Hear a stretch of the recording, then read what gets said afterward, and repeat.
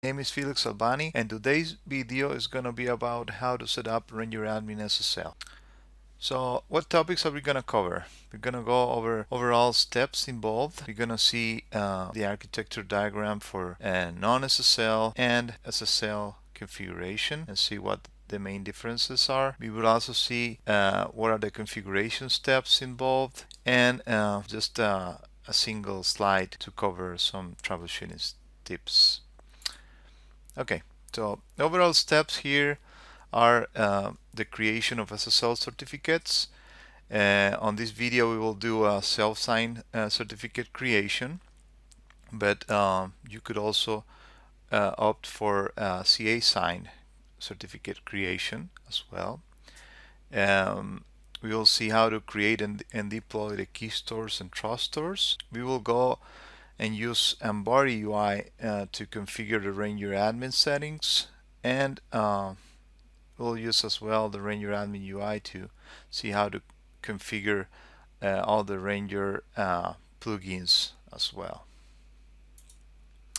So here's the architecture diagram without SSL. So one of the things to highlight here is that the Ranger admin UI by default is listening on HTTP port 6080, and within the same Ranger admin UI there is a REST policy download REST API exposed to which each of the Ranger plugin services are gonna request using the request method get to download the policies to a local disk policy cache. It's worth mentioning that the Ranger plugin lives within the JVM of each of the services. So for example, the Hive Server 2's JVM will also contain the Ranger plugin within. And this is important because all the logins, all the loggers are going to print all the information to the Hive Server 2 log. The local policy cache is a JSON file that's located on the etc Ranger. You can see the cluster name underscore the service name policy cache.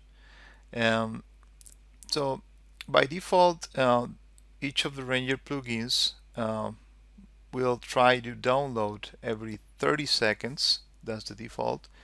The policy list. Upon successful download of the policy list, is going to store it on the local disk. That will be the source of truth until it's able to download a new policy file. Okay, so on this diagram you can see I added only a few services. Depending on your HTTP version, you can have more or less, so you should check the documentation on what are the supported services for your HTTP or HTTF version.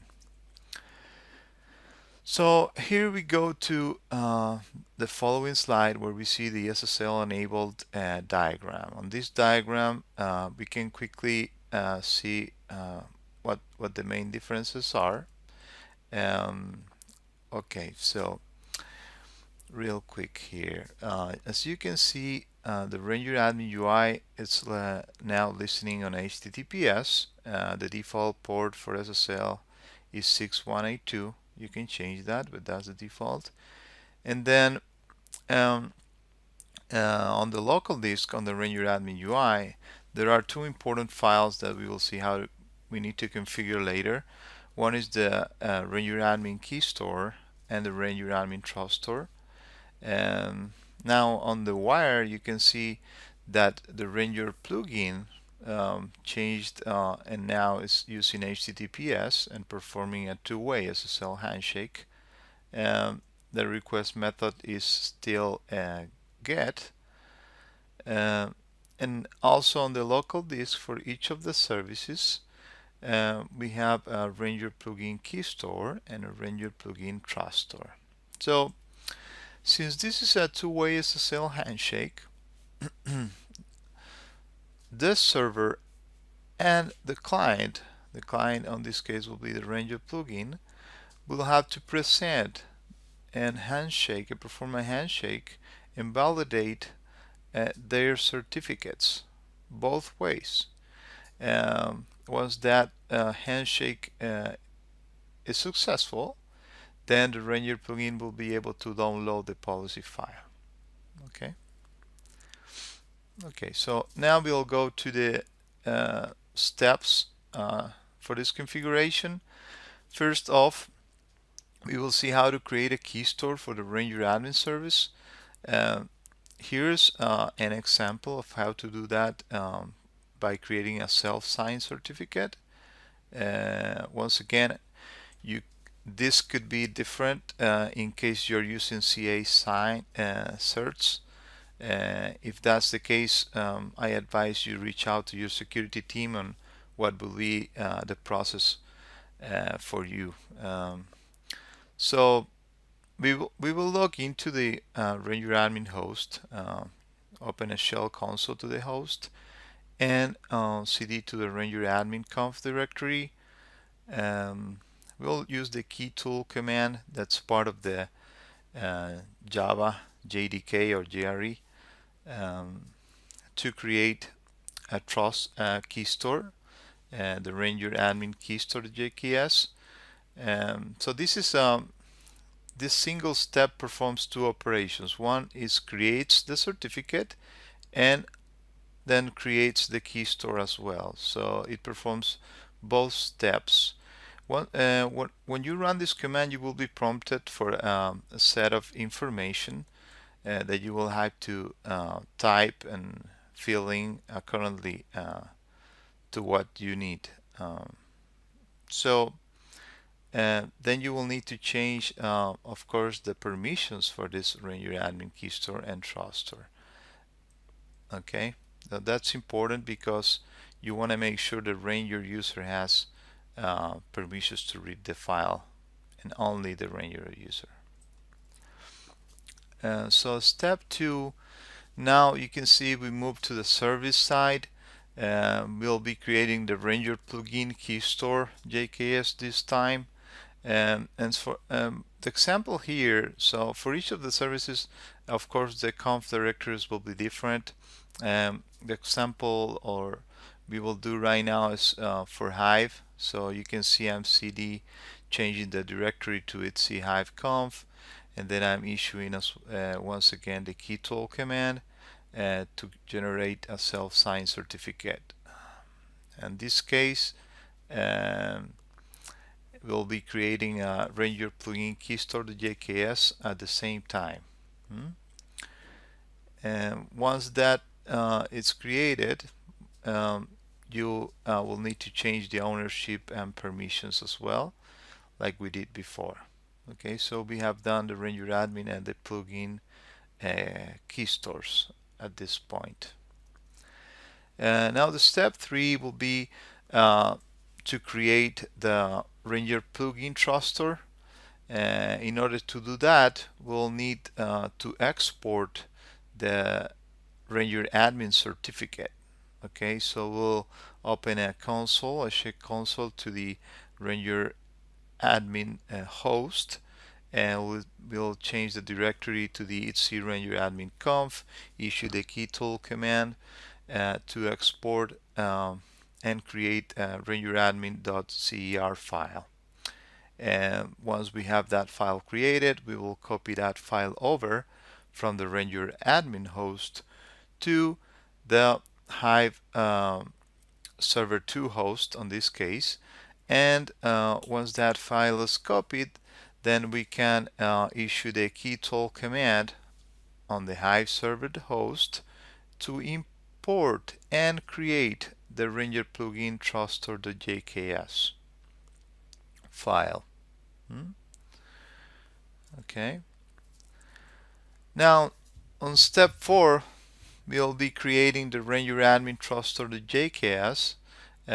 This will be similar to the previous steps, but the other way around. On this case, we'll be exporting the Ranger plugin certificate from the Ranger plugin keystore.jks, and we'll be creating a Ranger plugin.cer file, and then we'll be copying that file from the Hive server to host to the Ranger admin host. Once we have that file copied, we can issue the keytool command again to import that CER file, and at the same time create the Ranger admin truststore.jks if it doesn't exist. Okay, so at this point, we'll have that Ranger admin truststore.jks created. If you have more services apart from Hive, let's say you have the HDFS service, you will have to repeat this step 3 and 4 for all these services that you have. So the Ranger admin truststore.jks will end up having not only the certificate for the Hive, but also the certificate for the HDFS and the certificate for Yarn and so on for all the rest of the services. Okay, so now we'll be configuring the Ranger admin truststore. So this is a configuration that we'll be doing on the Ranger admin host. We'll have to change the Ranger admin services.sh script so that whenever the Ranger is started, it takes the configuration for the location and password of your truststore JKS. Without this, the Ranger admin won't have access to this truststore. So if you don't add this, this is important to be added. Otherwise, you will run into certificate unknown issues later on. Okay. So once this is added, you can go ahead and restart the Ranger admin service. It is good advice to make a backup of that file before you make any changes, just in case there is a typo or something happens.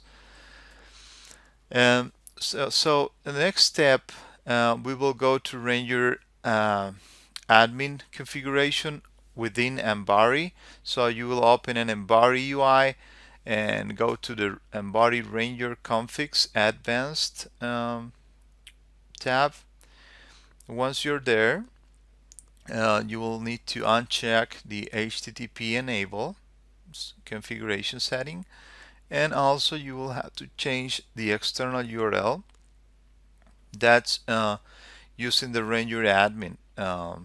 So here we need to change the protocol from HTTP to HTTPS and the default port from 6080 to 6182.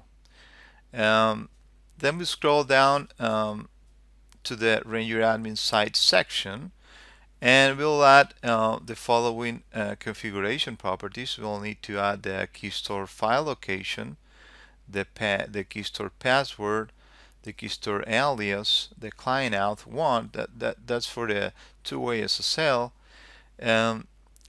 Of course, we'll need to set the SSL enable true, once more the port.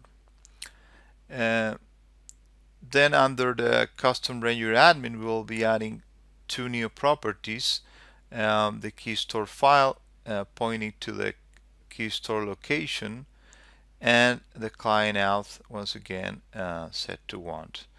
Once you set all these, you will have to save and restart Ranger admin. So when you restart the Ranger admin, then you'll have to go to the Ranger plugin on Ambari.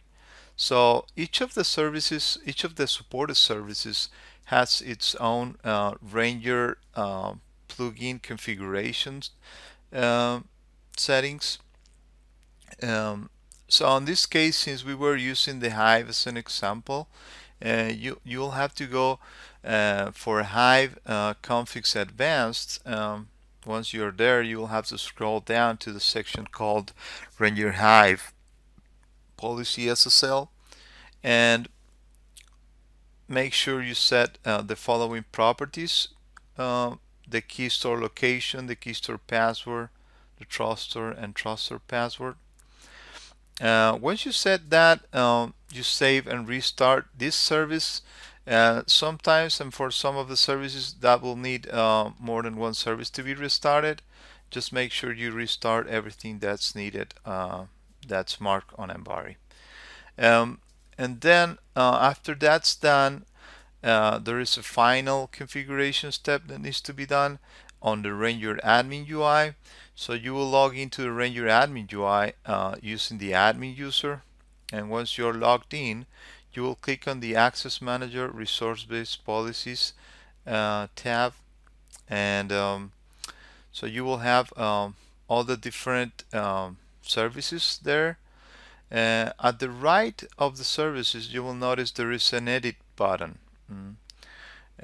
So you will click on the Hive edit button that you will see on the screen. You can see the service name will be Hive underscore and then your cluster name, and then at the right you will see an edit button there. So you will click on that button, and you will enter the common name for certificate. Then save the changes, and that will be all. So as a summary, we have configured through Ambari the listing address. So now it's listening on HTTPS and port 6182. We have configured both the keystores and truststores for the Ranger UI. We have also configured each of the services keystore truststores, and make sure that that configuration is also set on Ambari for each of the plugins. Okay, so just a quick slide on how to troubleshoot in case there is any issue. I found that the easiest way to check if Ranger plugin enable service is downloading the policies is to log into the Ranger admin UI and go to the Audit tab, and then Plugins tab, and you will see a list of entries. And so upon a successful download of a policy, you will see an entry for the plugin in question. So if, for example, the Hive plugin was able to download a policy after the SSL configuration, you will see an entry with the time and the name of the service there. It's also good to make a change if you want to see whether or not it's actually downloading the new version of a policy or not. So you will go and modify a policy, make a small change, and go back to the Audit Plugins tab and see. Just wait. Sometimes it takes 30 seconds, maybe a little bit more, to see the entry appearing. If it doesn't appear, then you'll know there is a problem with that plugin, and the next step is will be to go and check the logs, right? So the locations for the logs will be, in case of the Ranger admin, you'll have to check the exit portal log and the access log. And then in the case you want to check the logs for the Ranger plugins enabled services, you'll have to check the service logs. Service logs are different, like depend on which service we're talking about. For Hive Server 2, you can check, for example, the var log Hive Server 2 log, but then for the let's say we're talking about the name node, that will be under var log Hadoop HDFS and then the name node log. So each service has its own log. You need to know which log to check. And then for the in case you want to enable debug on the plugin side, you can add the following logger that will print more useful information in case there is nothing really helping out with what is printed on the logs already. Okay, so just to finish up, just want to encourage you to check our community, hortonworks.com. It's a great place to ask questions. We have a lot of information, knowledge-based articles, code galleries, and more. And the community is very big, and more users are uh, being uh, added, and we're getting a lot of answers to questions there. So please be welcome, and you're all invited to join. All right, thanks for watching the video.